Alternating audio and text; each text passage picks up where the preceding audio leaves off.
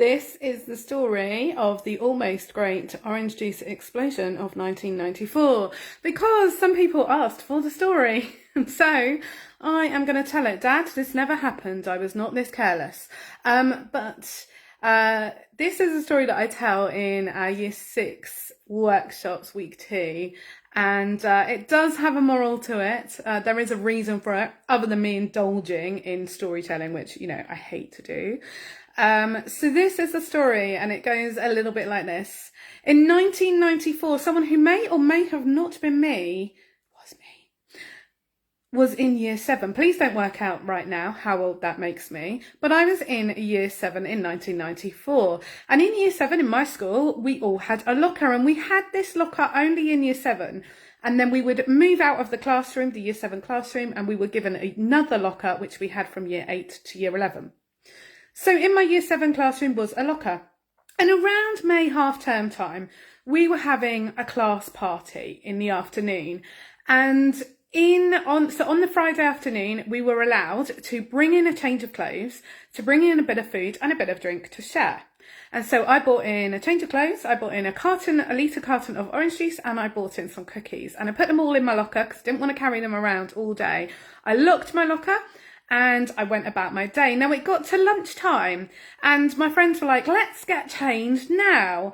And I was a little bit distracted because I was looking in my bag and searching for my locker key, and I could not find the padlock key. So I kind of didn't want to say anything to my friends. So I just said, oh, I've got to go and speak to a teacher.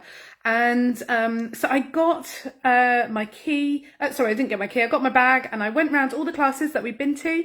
And I thought, right, I'm sure the key's just somewhere on the floor. Could not find it. Went to lost property, no key. So I come back to the classroom and I don't want to tell my friends that I've lost my key because they might get me to tell the teacher and I might get into trouble. And so I said, oh, I actually forgot that we were doing a class party thing today. That's embarrassing. I'm going to have to be in school uniform. And my friend was like, that's okay. We can give you a spare pair of trousers or something like that. And we can share food. It'll be fine. So that's what happened. May half-term came and went, and my locker stayed shut with the litre of orange juice in it, the cookies, a change of clothes, and a couple of books. And it went through June, and it went through July. And if you remember, June and July in 1994 were fairly warm, a bit like it is right now. And during that time, my locker stayed locked. And sometimes I forgot about it. Other days I was really worried. I was trying to work out, where is this locker key? It must be somewhere. But I didn't want to tell my parents. I didn't want to tell the teacher because I thought I might get into trouble.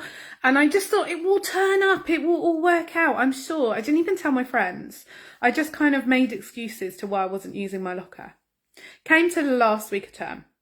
In the last week of term, we were told that we had to empty our locker or we'd end up paying for things, paying for a fine or paying a fine, something like that. And so I started thinking, I really need to find my locker key now. I'm really worried about it. I should probably have done something by now. And still I don't tell anyone. I still don't tell anyone that I've lost this key. And it gets to the last day and I realise, oh, I really do have to actually do something now about this locker key, because otherwise I'm gonna, get a fine. My parents are gonna get fined for me not emptying my locker. I'm gonna get in trouble for not emptying my locker. So I sort of mentioned to my friend that, oh my gosh, it's the last day of school and I have forgotten my locker key. What on earth do I do? And she said, that's fine. Loads of people lose their locker keys. My older sister always loses her locker key. All you have to do is go down to the caretaker. Now, I think his name was Stan. Correct me, Gordano people. Was it Stan when we were in Year 7?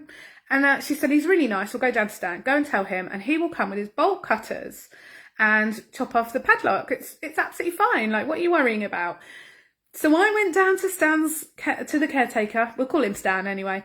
I went down to the caretaker and he came back and he again said, you know what, everyone loses their locker key. It happens quite often. I reckon most days I've had to cut off a padlock from a locker. And I'm thinking, okay, cool. I'm not going to get into trouble maybe.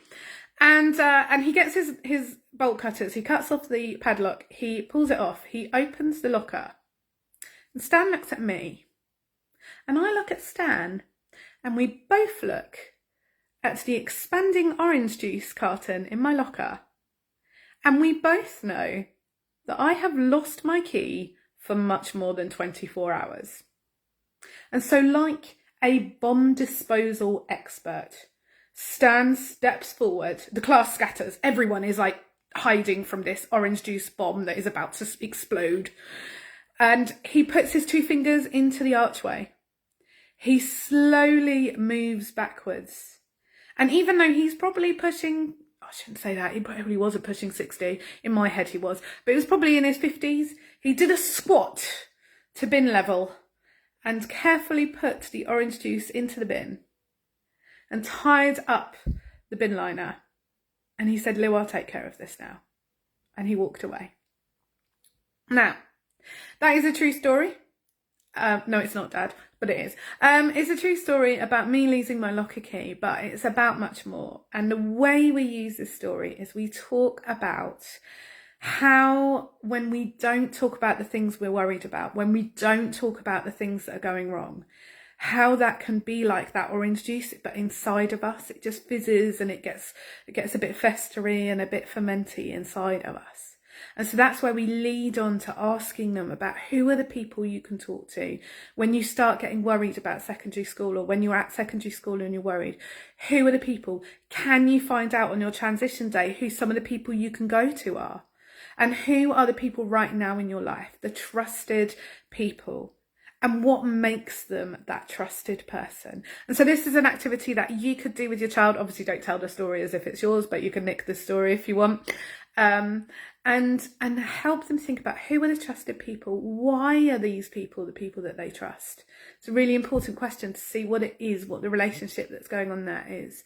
And looking at how they can widen their circle, either through youth groups or through family members. I talked loads to my best friend's mum. Shout out to Jane on there. But yeah, I spoke to her loads about stuff that I just felt like I could have talked to my parents about. I talked to my youth leader, Helen, you're on here too. And I talked to some of my best friends, some of them that were older than me and some of them that were the same age as me. So it's really helpful to help your year 6 think about who are the people that are in their sort of circle of support. So that's it. That's the almost great orange juice explosion of 1994. I will be telling it 3 more times this week, with much more dramatics, because that's me. See you later.